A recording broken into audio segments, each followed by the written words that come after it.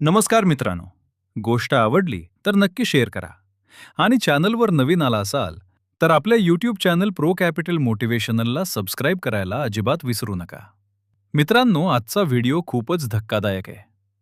कारण आज आपण बोलणार आहोत एका अशा विमान अपघाताबद्दल ज्यानं संपूर्ण महाराष्ट्र हादरून गेला. हा अपघात फक्त एक दुर्घटना होती की त्यामागे काही मोठं रहस्य होतं. आज आपण संपूर्ण सत्य जाणून घेणार आहोत. 28 जानेवारी 2026 सकाळची वेळ. महाराष्ट्राचे मोठे नेते अजित पवार मुंबईहून बारामतीकडे निघाले होते.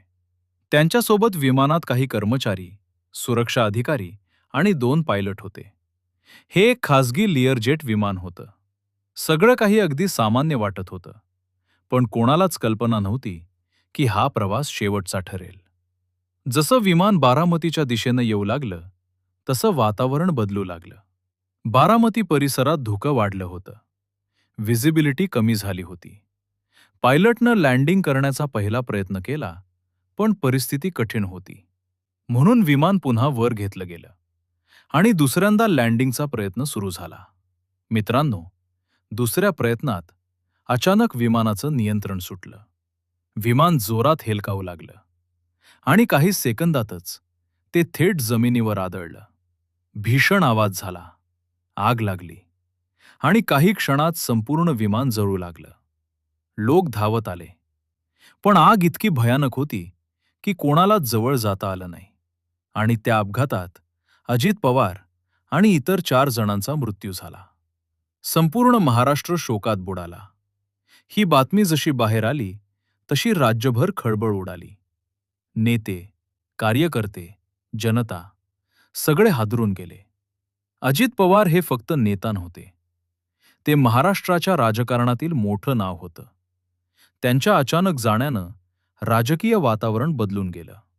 मित्रांनो, विमान अपघातात सर्वात महत्त्वाची गोष्ट असते ब्लॅक बॉक्स. ब्लॅक बॉक्स म्हणजे विमानाच्या शेवटच्या क्षणांचा रेकॉर्ड. त्यात 2 गोष्टी असतात. एक म्हणजे फ्लाइट डेटा आणि दुसरं म्हणजे कॉकपिट व्हॉइस रेकॉर्डिंग. पायलट काय बोलत होते, काय वॉर्निंग आली, काय टेक्निकल प्रॉब्लेम झाला, हे सगळं ब्लॅक बॉक्स सांगतो. म्हणूनच तपासात तो सर्वात महत्त्वाचा असतो. अपघातानंतर ब्लॅक बॉक्स सापडला, पण एक मोठा धक्का होता. कारण आग इतकी भीषण होती की ब्लॅक बॉक्स मोठ्या प्रमाणात जळाला होता. डेटा काढणं कठीण झालं. भारतानं परदेशी तज्ज्ञांची मदत मागितली आणि इथूनच संशय सुरू झाला. मित्रांनो, लोकांच्या मनात एकामागून एक प्रश्न उभे राहिले. हा अपघात फक्त दुर्घटना होती का? की विमानात काही टेक्निकल फेल्युअर झाला? की पायलटची चूक होती? की लँडिंगच्या वेळी व्हिजिबिलिटी कमी होती? की यात काही राजकीय कट होता? या अपघातानंतर तपास सुरू झाला. पण काही दिवसांनी एक मोठा प्रश्न उपस्थित झाला. तपास इतका उशिरा का? काही नेत्यांनी विचारलं, हा अपघात आहे की हत्या? कारण 20 दिवस उलटूनही स्पष्ट कारण समोर येत नव्हतं. या घटनेनंतर राजकीय आरोप प्रत्यारोप सुरू झाले. काही लोक म्हणाले, ब्लॅक बॉक्स जळणं सामान्य नाही. काहींनी सीबीआय चौकशीची मागणी केली, तर काहींनी याला कट असल्याचं म्हटलं. महाराष्ट्राच्या राजकारणात हा सर्वात मोठा धक्का होता. मित्रांनो, तपासात 3 शक्यता समोर आल्या. पहिली शक्यता, धुक्यामुळे व्हिजिबिलिटी कमी झाली. दुसरी शक्यता, विमानात टेक्निकल प्रॉब्लेम झाला.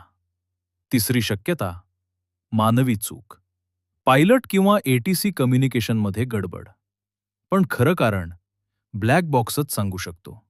बारामतीमध्ये अंत्यसंस्काराच्या वेळी प्रचंड गर्दी जमली होती. लोकांच्या डोळ्यात अश्रू होते. राज्यभर शोक व्यक्त केला गेला. हा फक्त एका नेत्याचा मृत्यू नव्हता, तर महाराष्ट्राच्या राजकारणातील एक युग संपलं होतं. मित्रांनो, आजही या अपघाताचं सत्य पूर्णपणे समोर आलेलं नाही. ब्लॅक बॉक्समधला डेटा खरं कारण सांगेल. हा अपघात होता की काही वेगळंच? याची उत्तरं लवकरच मिळतील. पण तोपर्यंत हा अपघात महाराष्ट्राच्या इतिहासात एक मोठं रहस्य बनून राहील. मित्रांनो, तुम्हाला हा व्हिडिओ माहितीपूर्ण वाटला असेल तर लाईक करा, शेअर करा आणि चॅनल सबस्क्राईब करायला विसरू नका. कारण अशाच सत्य घटनांच्या कथा आपण पुढेही घेऊन येणार आहोत. जय महाराष्ट्र. धन्यवाद.